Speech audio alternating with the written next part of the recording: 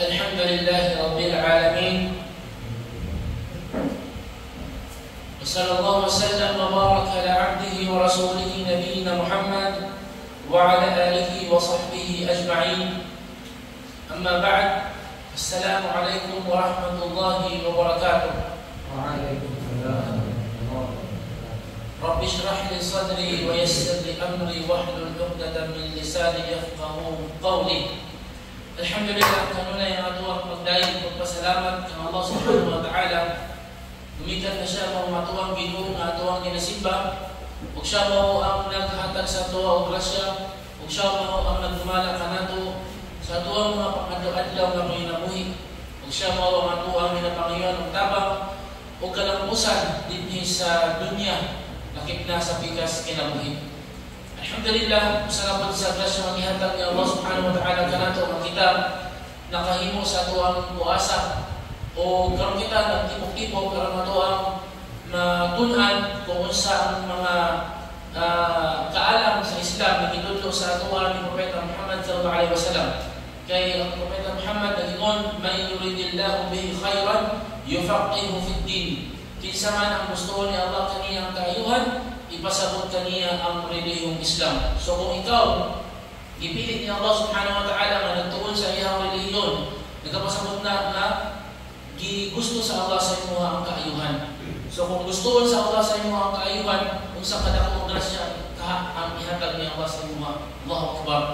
Kung ang Allah subhanahu wa ta'ala naiplano sa imo nga kaayuhan. Alhamdulillah, kini nga atuang programa sa sulod sa bulan sa Ramadan, sulod ni siya sa atuang gitawag nga da'wah training. Kay ang tanan ng Muslim sa dihang iyang nahibawan ng Islam, obligado na iya kini ipahibalo sa iyang isig katawo nga dili Muslim. So obligasyon sa usa ka tawo nga Muslim siya nga iyang ipahibalo ang Islam sa mga tao. So ang pagda'wa o pagpahibalo sa Islam, dili lang kini siya obligado sa mga ustad, sa mga sheikh, sa mga duat, dili. Ikaw mismo nga Muslim, na kay silingan nga dili Muslim, obligado sa imo nga ipahibalo sa iya kung sa Islam. Kaya pag-abot sa adlaw sa paghukom, nga wala nimo na pahibalo sa iya ang Islam, pangutanon ka sa Allah. Kaya katong tawhana, magreklamo ya Allah, ayaw ko itambog sa impyerno hangtod nga imong iuban sa kuha si fulan. Na ikaw ang nagtudlo, ano sasalan ako?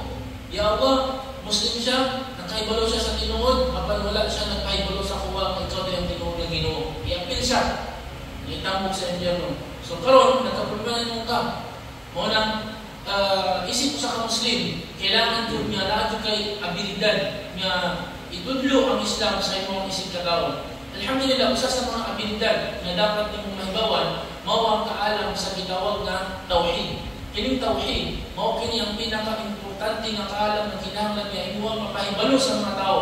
Ang tauhid mao ang pagsimba lamang kang Allah nga nag-inusara. Alhamdulillah, nakuha nato kagahapon ang konsepto o ang pasabot sa tauhid o kato na siyang isulti nga ito ay ang paniniwala na ang Allah ay nag-iisa sa kanyang pagkapanginoon, pagsamba ng katangian at pangalan.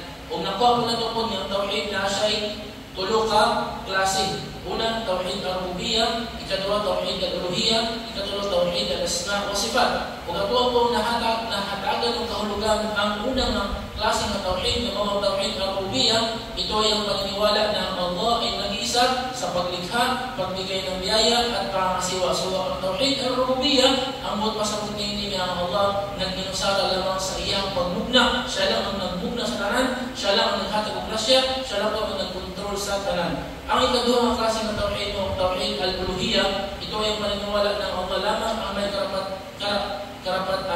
karapatang sambahin. Lahat ng uri ng pagsamba ay sa kanya lamang iaalay, tulad ng dua, sala, pagkatay ng hayop, pagtitiwala, pagmamahal at iba pa. So kaning tauhid al-uluhiyyah, ang pinaka-konsepto niya, mao ang pagtuon mo ng tanan ng klase ng pagsimba dito lamang ni mong kang Allah i-alay. Wala na ilahin ba? Kaya, ang ikatulo, tauhid al-asma' wa sifat. Ito ay ang paniniwala ng Allah na nagtataglay ng mga magagandang pangalan at katangian na siya lamang ang nagmamay-ari nito at wala siyang katulad. Tulad ng Ar-Rahman, ang nagpasabot ang mawain. Ar-Razaq, ang tagapagbigay ng biyaya at iba pa. Siya ay may kamay na hindi katulad ng kahit summarize kung sa tawhid nila sa sifat, pero kung ato siya matagal, kung mas nalong ka nga magpasabot, mutaas kayo ang oras, kung nindot din siya matapig. Pero dili na mag-focus sa ato ang tawhid al-uluhiyya. Kaya mo din siya ang pinakasentro sa ato ang pagtuo, mao ang pagsimba lamang kang Allah. Tayo.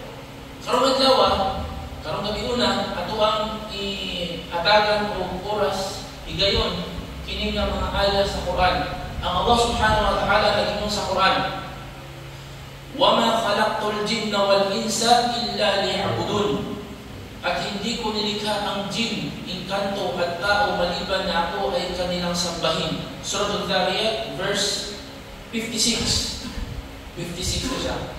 Tayo, kini nga aya na mga kaisunan sa Islam, muna siya ang aya sa Tawhid. Bitawag siya ayatul Tawhid.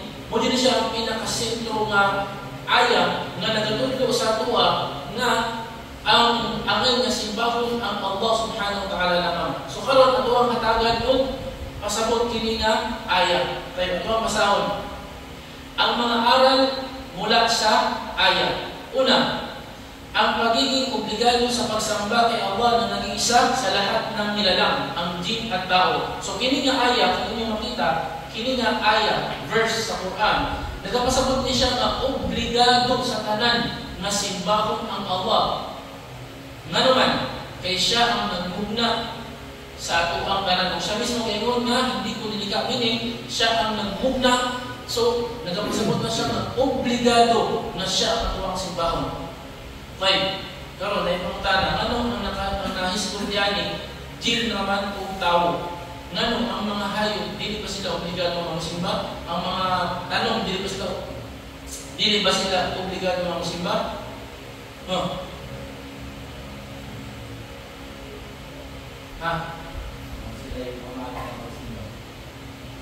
Pero ano wala man nila histor?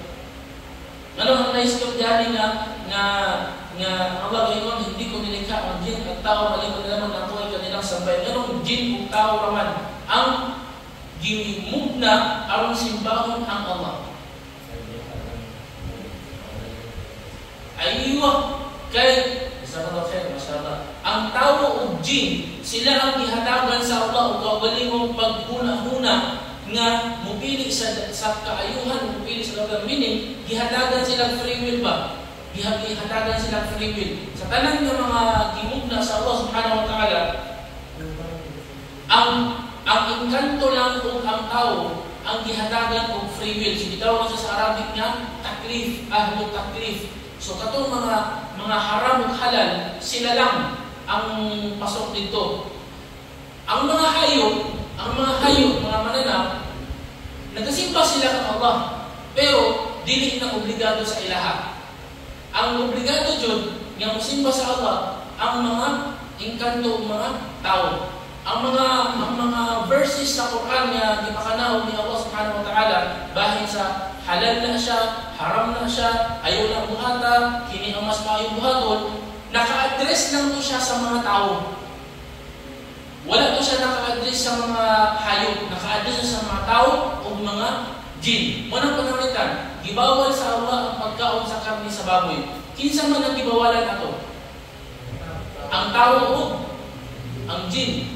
Moto sila ang kuwan. Wala ilabot ang hayop. Munang kung nakapalit kang dilata, nga nagtukaw corn beef. Corn beef dit, corn beef. Corn beef.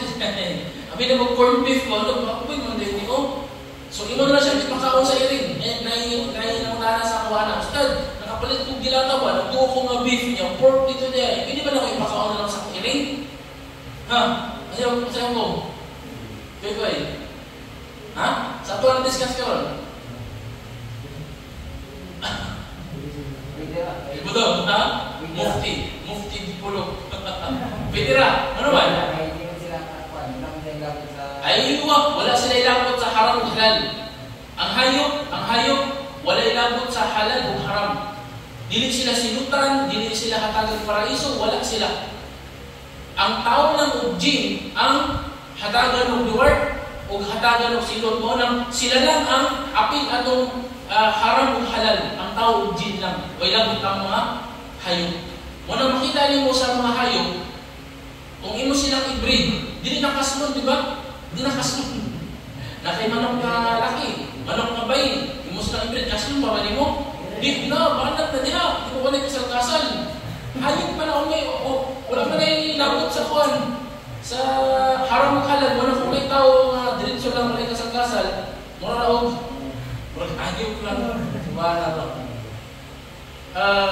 Kining ang jin ug mga tao, sila lang ang gikuan sa Allah, gimugna sa Allah nga gifokusan dito sa punto nga sila lang ang hatagan ng reward kung musimba sila sa Allah o hatagan ng silot kung hindi sila musimba. Ikaduha nga ito ang masabtan diri sa aya, pagpapaliwanag sa dahilan ng paglikha ng jin at tao. So, gina-explain sa kining aya kung unsa ang reason nganong nagmugna, nganong naglungtad ka niining kalibutan. Nganong existing ka niining kalibutan. Na mga tao mo talaga, ngano kang buhit ko no? Ngano kang naako? Ngano kang ingani ko itsura? Ngano kang ingani ko? Ngano gimugna ko nga Pilipino ko dapat Amerikano no kakoy para sa gilong na. Yang mga Korean na nakatako kay murag K-pop para mga Pilipino nga iya yung suwiro ng mga laong sa mga Koreano na. So dawatan ng kamuturan nga ingani ko na yung itsura. Ayun na usba. So karon na yung mga mutan anong ingani ko? Nganong gimugna ko sa nganong gimugna ko? Muna siya ang tubag. Ang kini na aya nagahatag sa tuwa kating-awan nga ang reason nganong nabuhi ka niining kalibutan walay lain kundi simbahan lamang ang Allah. Karon nganong naaman ning kalibutan?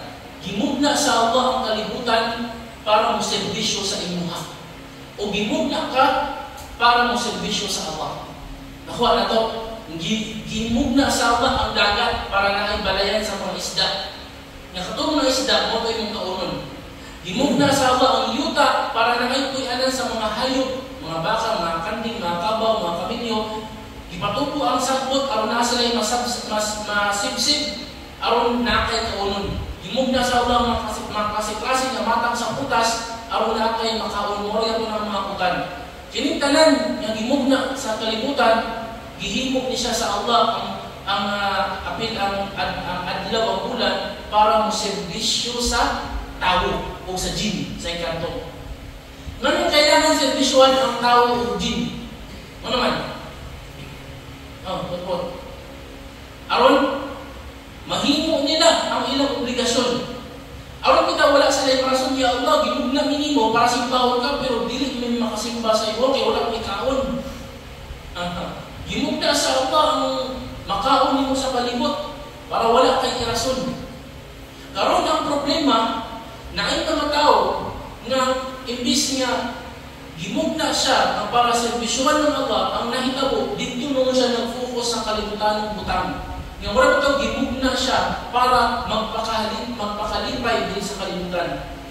Magpakadato, makipagkumpetensya kung kinsa pinakadato, kung kinsa pinakagwapo nga balay, kung kinsa pinakagwapo nga sakyanan. Murag nawala ito sa una-una nga gimugna siya dili para anak.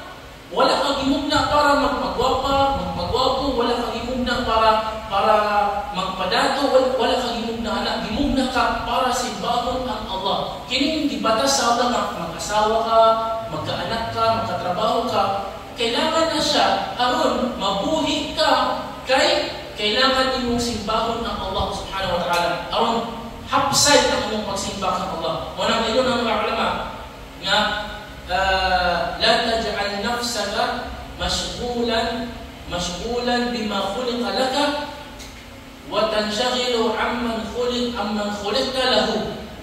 Ngayon ang mga ulama nga ayaw himuha imong kaugalingon nga mabisi ka sa butang nga gimugna man gihan ko na para sa imuha, nga malintad na nimo mo sa kabutang, nga gimugna ka para ato. Kuha na to. Ayaw himuha yung kaugalingon dito ka mabisi sa kabutang, nga gimugna man gihan ko na para sa imuha. Nga malintad na nimo bitaw ang importante nga butang, nga gimugna ka para ato. Subhanallah. Wala ito gisuko ka pala itong suka. Ito kuan, kanang na lang, kasi sugo siya pala itong ice. Pagkawad niya sa unahan, kaya namin nag-basketball, bunong sa kubit. Basketball sa kubit. Iftar lang doon, wala pa niya may ice bay.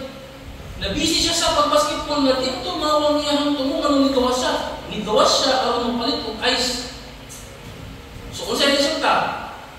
Bunalan, bunal. Di ba? Muna yung resulta. Nasilutan noon ka kay nabisi ka sa butang na wala kang kagibugna para anak. Wala kang gisugo para anak. Gisugo ka sa dito sa kabutang. Mas importante nga wala kang mo na hatagan o piling. 5. Sunod, ang pasabot, ang aral na makuha ni Aya, ito ay nagpapatunay na ang siyang lumikha ay ang karapat-dapat lamang sambahin at ang hindi kayang lumikha ay walang karapatang sambahin. Sakto, di ba? Kini nga aya, nagapasabot niya kung kinsa itong nagmugna, siya ang simbahon. Kung kinsa itong wala nagmugna, dili siya ang simbahon. Kung sa may example sa gisimba, nga bisan wala siya nagmugna. So, santo, kanang mga ribulto. Kanang ribulto, sa unsa nga hinungdan nga mong simbahan ni muna. Siya ba ang namugna sa langit o yuta? Siya ba ang naghatag sa imong grasya? Na bisan siya gani sa iyahang kaugalingon, dili siya makatabang sa iyang kaugalingon. Bukunin mo siya, mabuwak siya. Naay panahon sa mga sahaba, sa panahon nga buhay pa ang Propeta Muhammad sallallahu alaihi wasallam, na ay duha ka managsuon nga nagsyahada. Nagmuslim sila. Ang ngalan sa usa si Mu'ad, ang ngalan sa ikaduha si Muawwid. Si Mu'ad o si Muawwid. Kining duha ka igsuon, nagmuslim na sila. Wala nagmuslim ang ilang papa. Wala nagmuslim.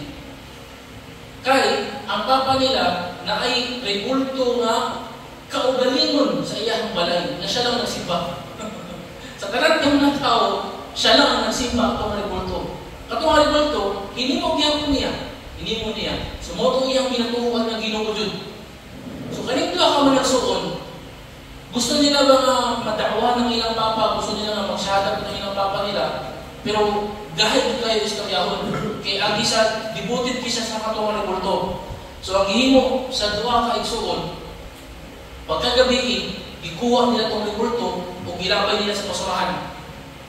Pagkaugma, pag mata silang papa kay kada mata sa ilang papa kay matulong sa rebulto kay magampo ba?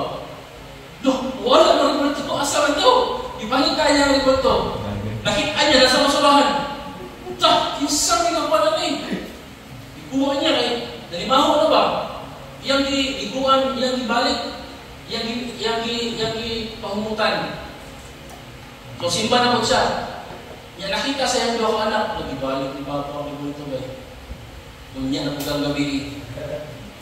Pagka ikaduhang gabi, ikuha na po nila, gibalik na po sa basurahan. Pag mata siya ng Papa, nawala na po ang rebulto. So kahit ba naman siya asa David? Nasa basurahan na po siguro daan ko palagi. Nalagay sa basurahan. So kapag na siya pala, asa po naman siya rebulto. So yun ang pagikuha na po, trupo na siya. Sa iyong kapungot niya na siya, ikuha niya espada niya. Ihatag niya sa rebulto, tabangin mong kaugalingon. Kung kinsa ito'y mukuha sa imo o ilabay ka sa basurahan, patiya. Ibutangan niya espada niya rebulto. Kaya mura magdinyo mong kaya, bantayan yung kaugalingon, na espada, ulangan ng espada. So ginuho niya, niya pa ito yung espada. Subhanallah. So nakita siyang doon ka, anak, ikuha na po din. Gilabay sa basurahan. Kay sa dihang ikatulong adlaw nga nawala na ang rebulto gihapon, ug ang espada nawala po. Ang rebulto, so kabulong siya nga nasa basurahan. Pag adto niya sa basurahan, na ay niagi nga, pero nangihit sa basurahan. Nahian ang rebulto. Ginoo, ihian mo pero, di na Ginoo So dito din siya nakamata. Di na Ginoo. So dito din siya nga, mula siya naka-realize ba nga, di na ngayon simbang rebulto kay bidala ng espada, di ako makakapa niyang kaugalingon. So ang duha ka anak, mo ito yung nag-istorya silang papa nila nga, kami may nagbuhat at ba, ay mo mga rebulto ni mo, gusto na mo nga mag-Muslim ka, nana si Propeta Muhammad doon, nasa tuwang doon, na mag-dilit-dilit ko dyan mo sa iya. So Kamuto nagsyahada siya. Alhamdulillah. Kiyang-kiyang man siya. Kayang tiil niya, murag bakul ba? Kiyang-kiyang man tiil niya. Yung timing to, kapila ng kaadlaw, nag-announce ang Propeta Muhammad SAW niya mag-jihad sa Uhud. So tanang niya mga bataan ng apil niyang daw ka anak, pero wala ko ang tigulang. Kaya tigulang naman siya, kanya pa din siya, bakul ba, piyang-piyang siya malakaw, kaya siya piyang siya tiil. So gusto siya mga apil sa jihad ba, ya Rasulullah, paapil ako anak, kaya paraiso man ang reward anak.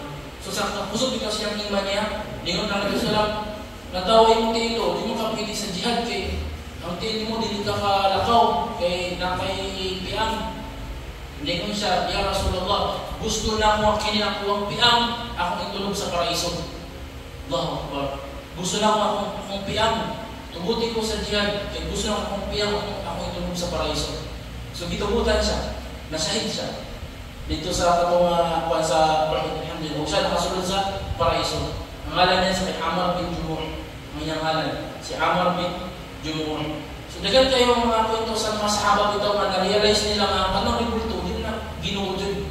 Din na siya angay nga simbahon. So muli siya kini nga ayon nga tunay sunod. Nagapamutuod niya kung kinsa to nagmugna, kung kinsa to na kaya nga mo-create katulang ang angay nga simbahon. Right. Sunod, pagpapaliwanag na ang Allah ay walang pangangailangan sa kanyang mga nilikha, bagkus sila ang may pangangailangan sa kanya. Di ba kung imong lang tawon dun, nga gimugna sa Allah ang jin o tao para lang simbahon siya. So kung imong una-unahon, buot pasabot ang Allah, nanginahanglan siya kung pagsimba ka na to. Di ba? Unay-unang bukas ng utok, mo sulod. Nga, sumili ang Allah, dili dahil siya pagpikto, kay nanginahanglan na siya masimbahon siya. Nakuha na to? But, ang tubag anak, dili. Sa pagmugna sa Allah sa tao o jin, nga gisungko niya masimbahon siya, ang tao o jin ang nanginahanglan ato. Maunang sa imuhang pagsimba kang Allah, ayaw una-unaa nga nanginahanglan ang Allah sa imuhang pagsimba, ayaw. Ikaw ang nanginahanglan sa Allah sa imuhang pagsimba. Kaya naman, bisang pag dili ka magsala, dili ka musimba, dili makuhaan ang kapangyarihan sa Allah. Ang kadakilaan niya, akbar gyapon siya, Allahu Akbar, Allah ang pinakataas. O bisang pag magsala, ang tanan nga tawo, dili gyapon madungagan ang gahom sa Allah kay maintain ang iyang gahom niya na siya ang pinakagamanan sa tanan. Munang dili una-unahon sa usa ka tawo nga dili ko magsala. So naunahon niya nga, basig kuan ang Allah, parang basig makuan siya. Luoy siya ba? Kaya di ko magsala. Pero na, ikaw may luoy. Ayaw lang na, di ba ang hari, kung di siya servisyoan sa iyang mga alalay, so, example, di ba, ang hari, kaya 95 sa iya ha. Kung di mo servisyo dito ang hari, idaman. Kaya wala din 95. Ang Allah, sa iyang pagkahari niya, kita ang mga uliko, bisang pag dili ka mo simba, gamhanan nagyapon siya. Sa ato ang pagsimba kang Allah, kita ang nanginahanglan anak, dili siya. Muna kung ikaw nga babae, dili ka maghijab, wa na gapasabot nga makuhaan ang Islam, wa na gapasabot nga makuhaan ang gahom sa Allah. Ikaw ang makaluluoy ka, ikaw ang nakuhaan sa iyong pagkababae. Ikaw nga lalaki o babae nga magchat-chat ka sa dili mong asawa, ikaw ang makuhaan, ikaw ang may problema, dili ang Allah. Sa imong pagbuhat sa haram, dili makuhaan ang gahom sa Allah. Kung dili ikaw ang makaluluoy, kaya ikaw man ang silutan. Subhanallah. Na ako'y nayusa sa mga tao nga makasalanan dyan ba? Kanang ito halos kadaan daw sa magzina, a'udzubillah. Halos kadaan daw sa magzina ba? Brother, idulos ako, Ustad, tambagin ko. Nangayon kuhan siya sa ako, Ustad, tambagin ko. Kadaan daw siya magbuhat o kuhan. O zina, a'udzubillah. Mato siya sa bar, katagabi, mato siya sa bar. Gabi. Hindi lang, isultik na siya.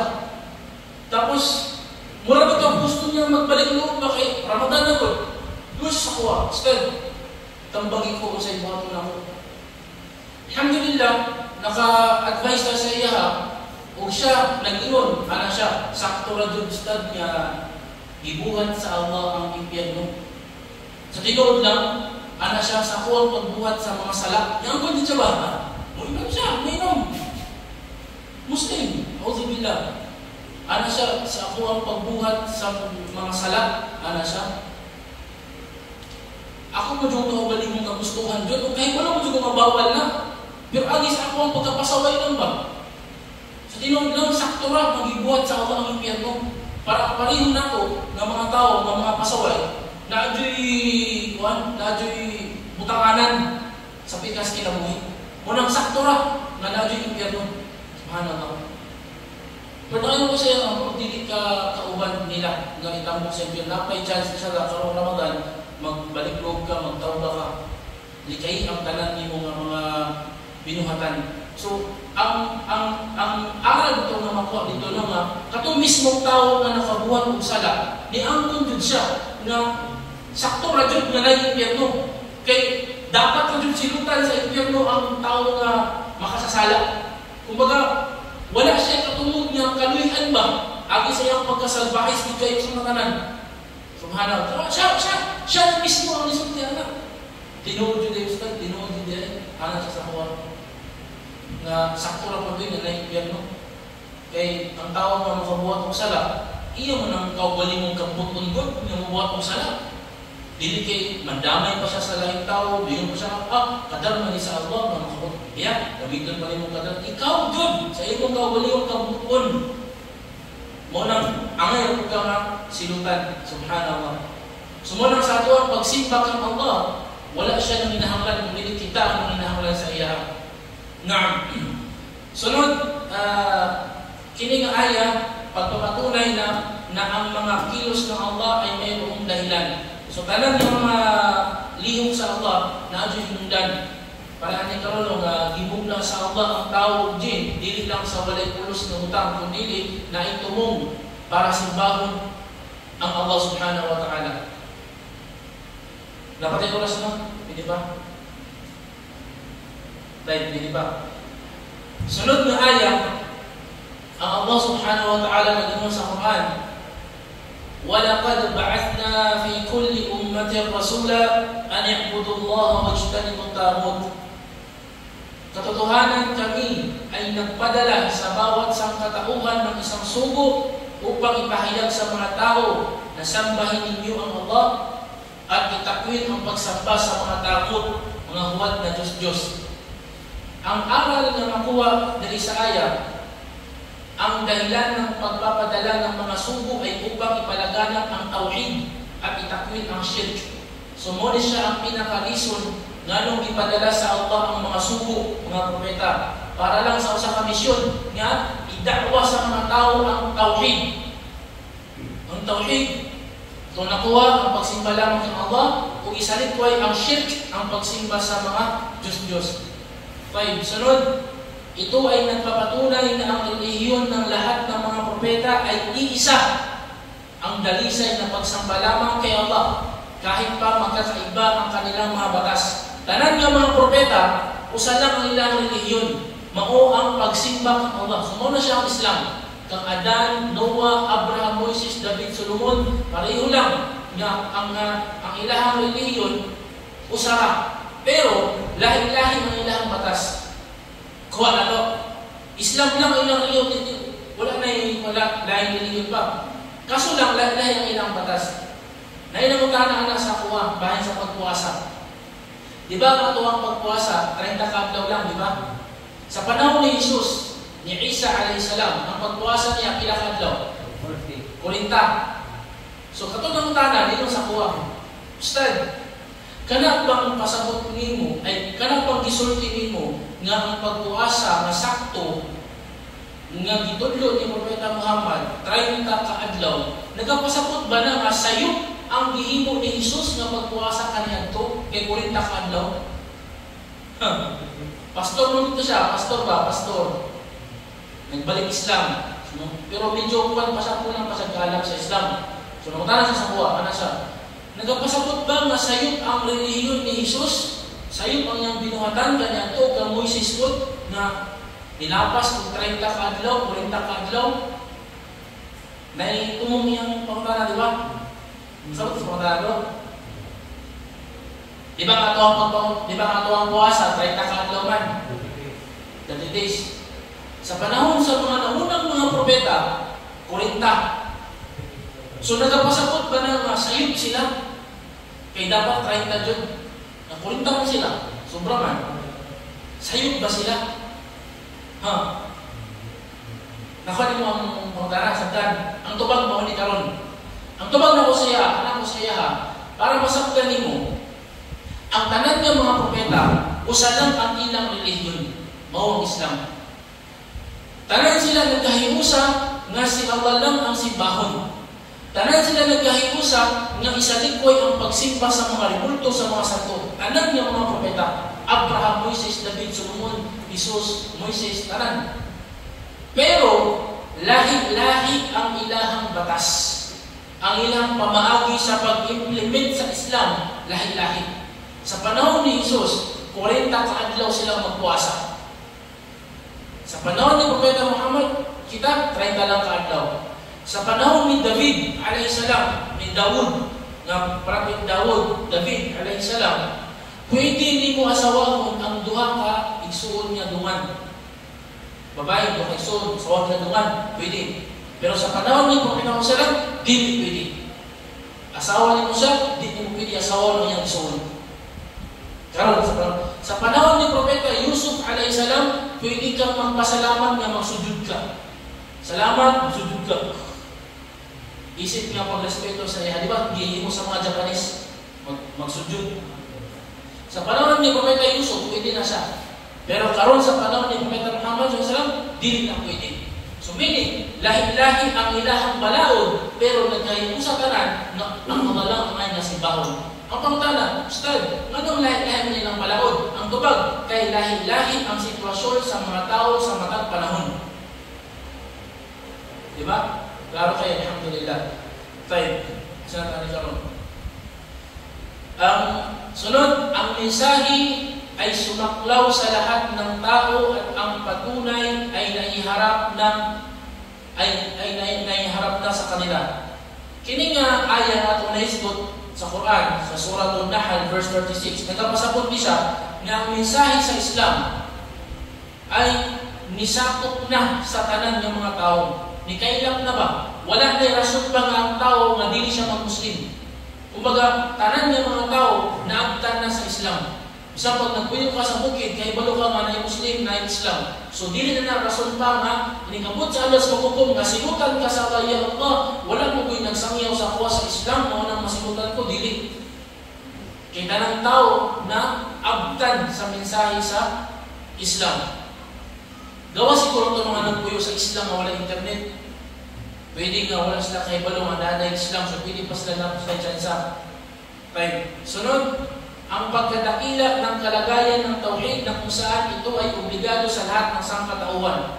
So makita ninyo ang posisyon bitaw sa tauhid nga nagpadala pa ang Allah ng mga propeta para lang itudlo ang tauhid. Ingana kadako ang tauhid. Walang mahibulong ka sa uban ng mga Muslim nga dili kay nila hatagan og bili ang tauhid nga samtang ang Allah nagpadala pa siya ng mga propeta para lang sa tauhid, ang pagsimba sa Allah.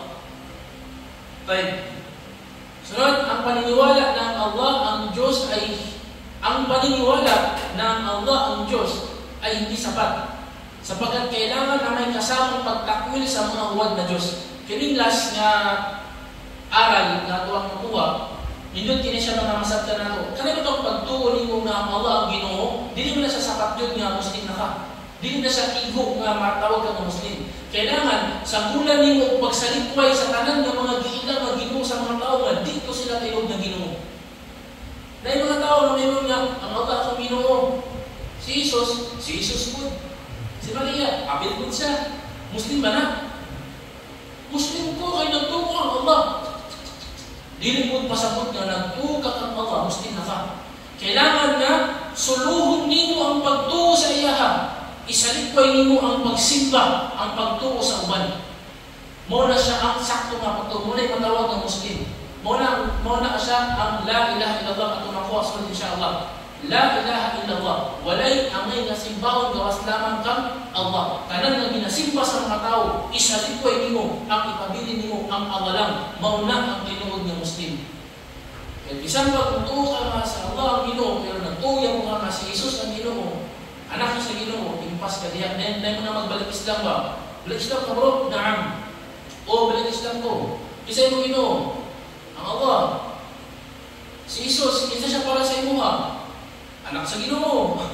Di pa ka Muslim bro. Kulang kayong mga-Muslim. Marami nagkatunga pa mga-Muslim na kayo. Nagtuka nga si Allah Ginoo. Yes, nana na siya, katunga na. Pag-amot ka Jesus, anak sa Ginoo, di bro. Isalikway Ginoo, dili siya anak sa Ginoo. Si Jesus, propeta siya sa Allah. Dili siya anak sa Ginoo, dili siya Ginoo. Diya ka maingon nga matawag na Muslim. Walhamdulillahi Rabbil Alamin.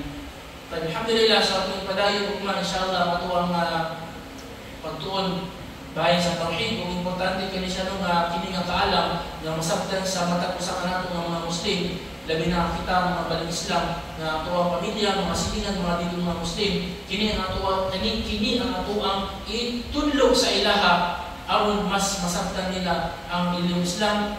Allah Ta'ala alam ako pangayon sa Allah hatagan pa niya kita o kusog, igong nga kusog aron ato pa sa maserbisyuhan o hatagan ka sa Allah kas mga kinabuhi sa paghimo sa kayuhan o hatagan ka sa Allah kusog nga ato ang matuman ang kini nga obligado nga buluhaton labi nang karon kita nasa Ramadan ang pagpuasa sa Ramadan nga hatagan ka kusog nga mahimo nato ang pagpuasa nga ato nga kompleto hangtod mahuman kini ang pasaylo ka sa Allah sa ato mga sala.